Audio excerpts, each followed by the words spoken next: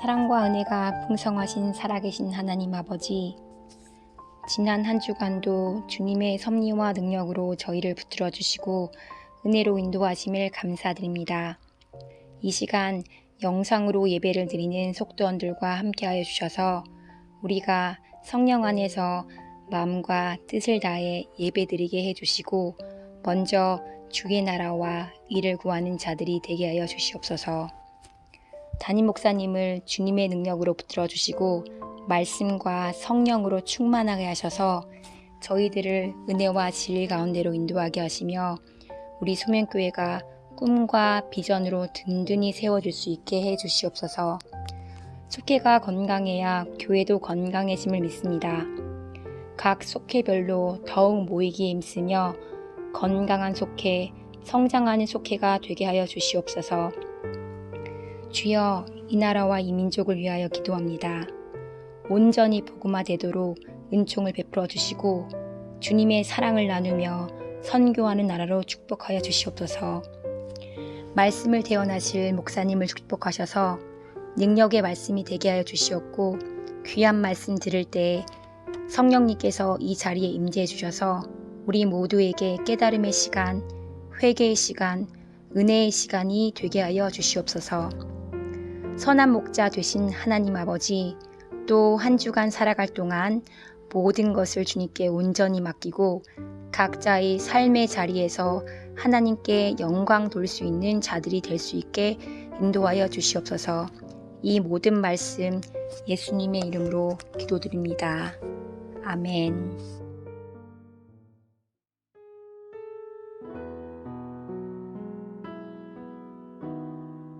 시편 1편 1절에서 6절 말씀.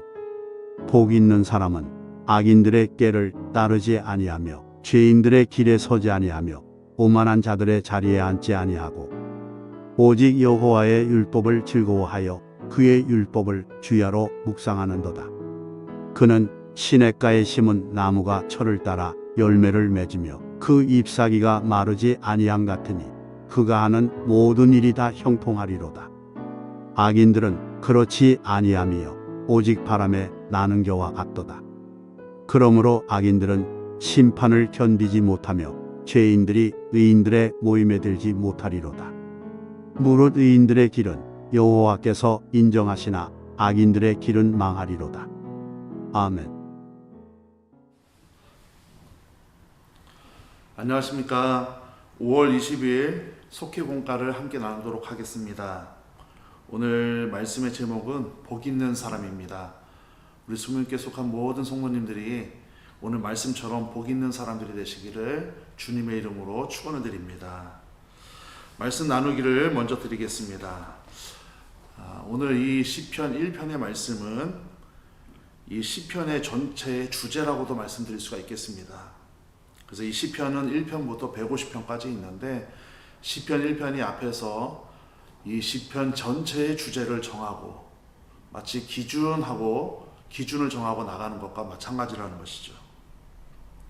이 시편은 하나님의 백성들, 즉 주의 백성들이 자신들의 신앙 고백을 노래에 담아서 하나님께 예배 때나 아니면 그들의 삶의 여정 속에서 부르던 것이 바로 시편입니다. 특히 오늘 본문의 말씀은 이 저자는 정해져 있지는 않지만 이 본문 이 시편 1편을 쓴 이 저자는 복 있는 사람과 또 악한 삶을 사는 사람의 삶을 비교하면서 우리에게 복 있는 삶을 살아가기를 권면하고 있다는 것이죠. 그렇다고 하면은 오늘 말씀을 근거로 해서 어떻게 하는 것이 복 있는 사람이고 복 있는 삶을 살 수 있는 것인지 세 가지를 살펴보고 말씀을 마치도록 하겠습니다. 첫 번째로 복 있는 사람은 죄인의 길을 버립니다. 오늘 본문 1절의 말씀인데요. 제가 읽어드리겠습니다. 복 있는 사람은 악인들의 꾀를 따르지 아니하며 죄인들의 길에 서지 아니하고 오만한 자들의 자리에 앉지 아니하며 라고 말씀하고 있습니다. 여기에 보니까 3단 논법이라고 하는 문법을 쓰면서 복 있는 사람은 이런 사람이다 라고 말씀하고 있는데 복 있는 사람은 2절에 나오는 것처럼 여호와의 율법을 주야로 묵상하는 사람이 복 있는 사람이다 라고 해야 되는데 1절의 말씀에 보니까 부정문 3개가 쓰여져 있습니다. 그러니까 다시 말씀드리면은 복 있는 사람은 이런 사람이다라고 하는 것을 고치시키기 위해서, 조금 더 강조하기 위해서 복 있는 사람은 첫 번째로 악한 자들의 꾀를 따르지 않고 또 죄인들의 길에 서 있지 않고 오만한 자들과 함께 자리에 앉지 않는다라고 하는, 우리가 이 선행해야 할 실행에 대해서 분명히 밝히고 난 다음에 이런 자들이 2절의 말씀에 가서 여호와의 율법을 주야로 묵상하는 자다라고 밝히고 있다는 것이죠. 특히 오늘 방금 읽었던 이 1절의 말씀에 보니까 악한 자들의 꾀를 따르지 않고 라고 나와 있는데, 이것은 바로 계획입니다. 계획. 그러니까 사람은 누구나 이 세상을 살아가다 보면은 계획하고 실행하고 또 점검을 하면서 살아갑니다. 거의 대부분의 모든 사람들이 아무 계획 없이 본능처럼 살아가지는 않는다라는 거죠. 그런데 오늘 시편 기자는 악한 자들과 악한 일을 도모하고 계획하지 말아야 된다라고 말씀하고 있고, 두 번째 보니까 그 악한 자들, 즉 죄인들과 길을 같이 서 있으면 안 된다라고 이야기하고 있습니다. 그러니까 계획하고 도모하는 일에도 있으면 안 되고 또 죄인들의 길에 같이 서 있어도 안 된다. 즉 실행해서도 안 된다라는 거죠. 그리고 마지막에 보니까 오만한 자들의 자리에 함께 앉지 않는다라고 말씀하고 있습니다. 자, 처음에는 악한 사람의 꾀를 따라서 계획하고 도모하고, 두 번째는 그 사람들과 죄인의 길에 서서 실행하고, 마지막 하나님의 율법을 떠난 자들은 어떻게 되느냐? 오만한 자들, 교만한 자들, 즉 자기가 죄인인 것을 망각하고 살아가는 사람들과 함께 자리에 앉아 있다라는 거죠. 이것은 바로 악한 자들의 열매가 되는 것입니다. 오늘 분명히 1절에서 밝히고 있습니다. 복 있는 사람은 악한 자들의 꾀에 넘어가지 않고 도모하지 않고 함께 계획을 세우지 않고 그 죄인들과 길에 함께 서 있지 않고 오만한 자들의 자리에 함께 앉지 않는 자들이 복 있는 사람이다라고 분명히 밝히고 있습니다. 하나님은 분명히 창조 때부터 분명한 어조로 말씀하셨습니다. 반드시 죄를 지은 자는 죽는다. 죄의 삭은 사망이다라고 분명히 말씀하고 있습니다. 저는 여러분들이 성도로서 살아가면서 이것이 악한 자들의 계획이고 도모하는 일이라고 하면 그 자리를 즉시 피하시고, 혹시 내가 도모하고 계획하는 일에 나도 모르게 껴있다라고 하면은 이제는 그 죄인들의 길에서 탈출하시기 바랍니다. 그래야 우리가 교만한 자가 되지 않고 저 교만한 자들처럼 자리에 앉아서 자기가 교만한 건지도 모르고 죄인인지도 모르고 살아가는 어리석은 인생이 되지 않는다라는 것이죠. 사단은 지금도 끊임없이 믿는 자들을, 또 성도들을 유혹하고 또 참수하면서 달려들고 있습니다. 이것에 넘어가서 죄인의 악인들의 꾀에 넘어가고 죄인들의 길에 서 있고 교만한 자들과 함께 자리에 앉다 보면은 우리는 오늘 이 시편 1편에서 말하고 있는 악인들의 반열에 가게 되고, 결국에 그들은 어떻게 되느냐? 바로 바람에 나는 겨와 같이 의인의 모임에 함께하지 못한다라고 못을 받고 있습니다. 바랍니다. 예수님의 길을 따라가셔서 마지막 때에 의인의 모임에 합류하시는 여러분들 되시기를 간절히 소망합니다. 두 번째로 복 있는 사람은 어떻게 살아가느냐? 하나님의 말씀을 따른다라고 말씀을 드릴 수가 있겠습니다. 오늘 본문 2절의 말씀인데 제가 읽어드리도록 하겠습니다. 오직 여호와의 율법을 즐거워하여 그의 율법을 주야로 묵상하는도다. 아멘. 복 있는 사람은 율법을 즐거워하며 밤낮으로 말씀을 묵상한다라고 2절에서 분명히 말씀하고 있죠. 이는 복 있는 사람의 적극적인 행위입니다. 자, 아까 서두에도 말씀드렸다시피 복 있는 사람은 첫 번째로 악인들의 꾀에 넘어가지 않고 죄인들의 길에 서 있지 않고 교만한 자들과 함께 자리에 앉지 않는 처절한 삶의 투쟁이 있어야 하고, 그와 함께 또 무엇이 있어야 되느냐?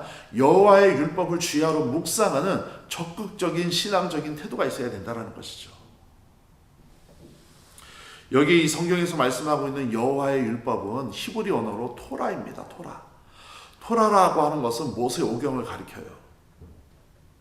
그런데 오늘날로 와서 이 여호와의 율법은 단순히 모세오경 창세기서부터 민수기 신명기까지 이르는 모세오경으로 끝나는 것이 아니라 바로 하나님께서 우리에게 주신 성경 66권이 다 여호와의 율법이고 하나님의 말씀이 되는 것입니다. 즉 다시 말씀드리면은 여호와의 율법이라고 하는 것은 하나님께서 하신 일과 또 하나님께서 앞으로 하실 일에 대해서 기록한 것이 바로 여호와의 율법입니다. 자, 여호와의 율법을 주야로 묵상해야 된다. 그러면 하나님께서 과거에 하신 일과 지금 나에게 하고 계신 일, 그리고 앞으로 베푸실 일에 대해서 어떻게 해야 되느냐? 밤낮 주야로 묵상하라라는 것이죠. 그것을 신뢰하고 기대하고 믿고 따라가는 삶이 우리에게 있어야 된다는 것입니다.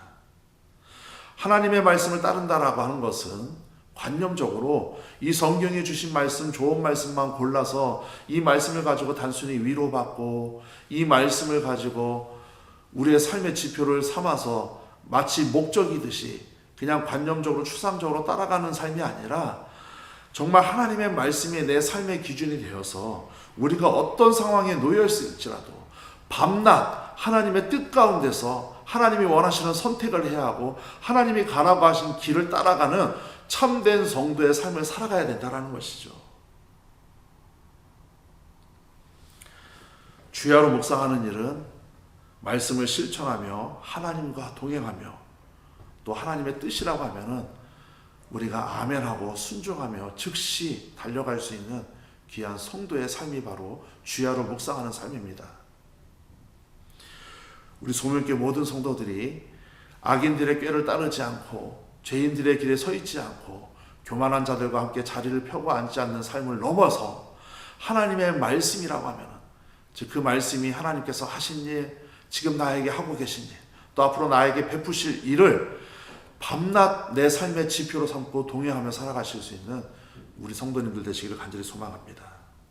마지막 세 번째로 복 있는 사람이 되기 위해서는 풍성한 열매를 맺고 형통한 복을 누린다라고 말씀하고 있습니다. 우리 3절에서 6절의 말씀인데 3절에서 6절의 말씀을 다 읽어드리도록 하겠습니다. 그는 시냇가에 심은 나무가 철을 따라 열매를 맺으며 그 잎사귀가 마르지 아니함 같으니 그가 하는 모든 일이 다 형통하리로다. 악인들은 그렇지 아니하며 오직 바람에 나는 겨와 같도다. 그러므로 악인들은 심판을 견디지 못하며 죄인들이 의인들의 모임에 들지 못하리로다. 무릇 의인들의 길은 여호와께서 인정하시나 악인들의 길은 망하리로다. 아멘. 악인의 길을 떠나 하나님의 말씀 가운데 사는 사람에게는 약속된 복이 있습니다. 그것이 무엇이냐? 시냇가에 심은 나무의 복을 우리에게 주신다라고 말씀하고 있습니다. 자, 여러분 한번 상상해 보시기 바랍니다. 시냇가에 나무가 심겨졌다. 이것은 고대 근동을 살아가는, 즉 건조한 날씨, 건조한 기후, 물이 귀한 그 지형에서 살아가고 있는 이스라엘 백성들에게 있어서는 실로 충격적인 일입니다. 더 충격적인 것은 철을 따라서 열매를 맺는다라는 것이죠.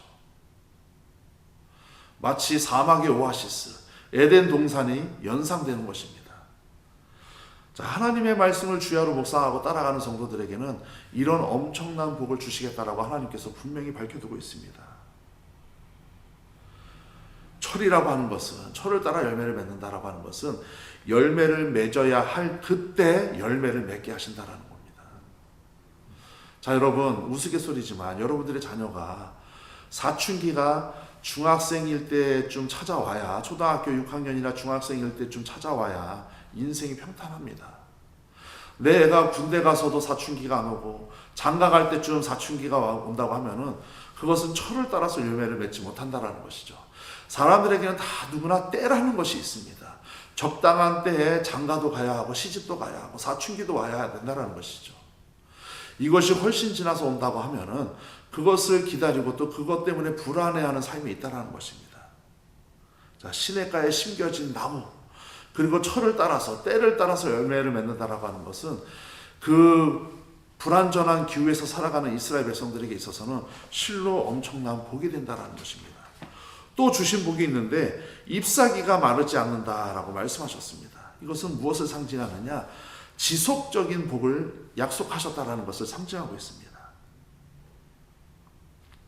이 모든 복은 결국 시냇가에 심겨질 때에 가능하다라는 것이죠. 그렇다고 하면 시냇가라고 하는 것은 무엇이냐?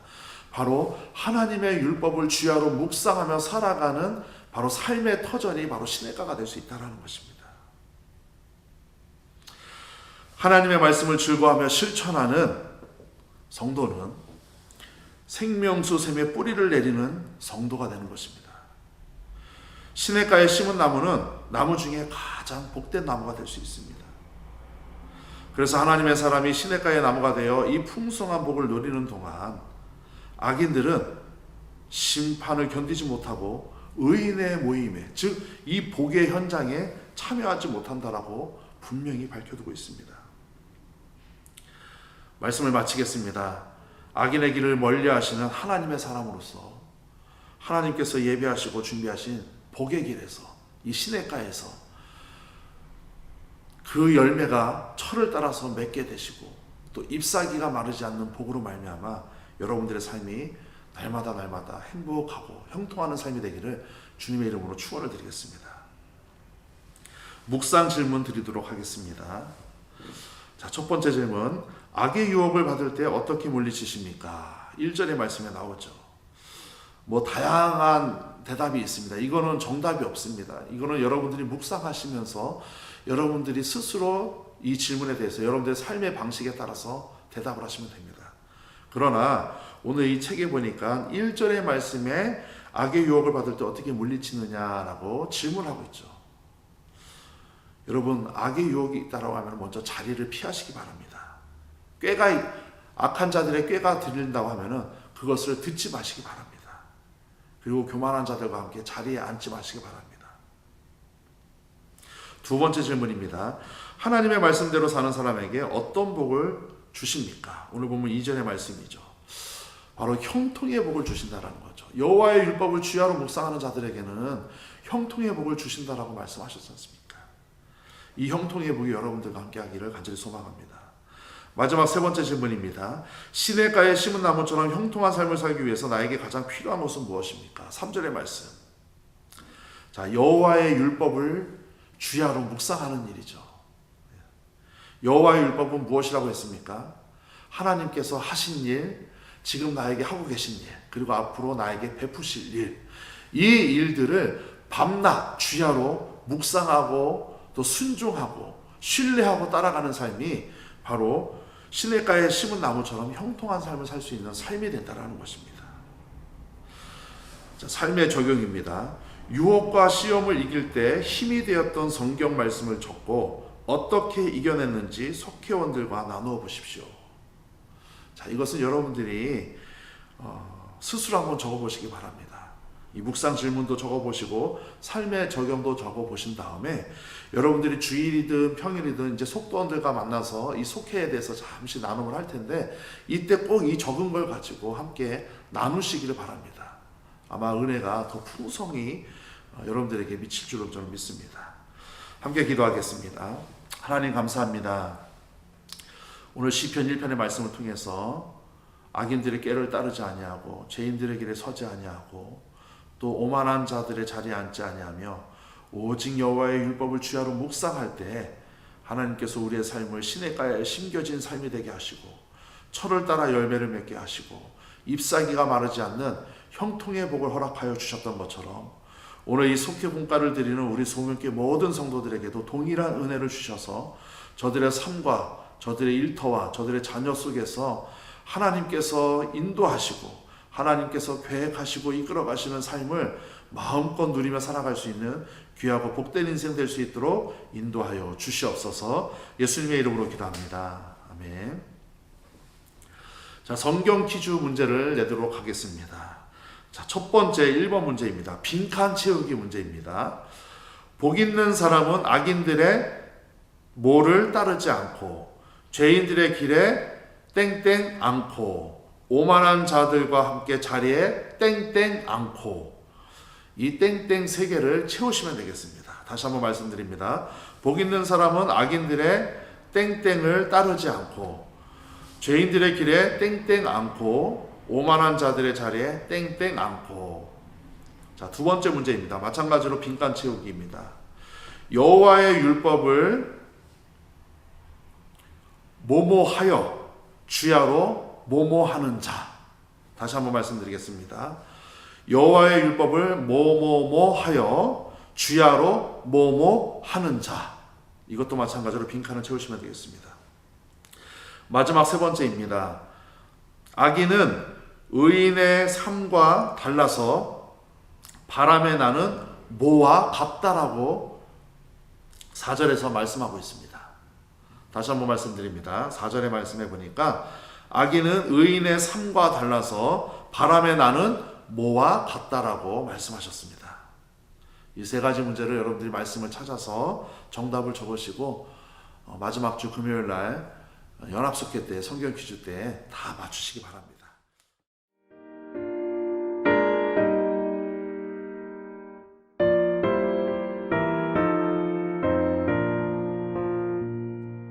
내 맘이 낙심되며 근심에 눌릴 때 주께서 내게 오사 위로해 주시네. 가는 길 캄캄하고 괴로움 많으나 주께서 함께하며 내 짐을 지시네. 그네가 내게 족하네. 그네가 족하네. 이 괴로운 세상 지날 때 그네가 족하네. 번민이 가득 차고 눈물이 흐를 때 주 나의 곁에 오사 위로해 주시네. 환난이 닥쳐와서 어려움 당할 때 주님의 능력 입어 원수를 이기네. 그네가 내게 족하네. 그네가 족하네. 이 괴로운 세상 지날 때 그네가 족하네.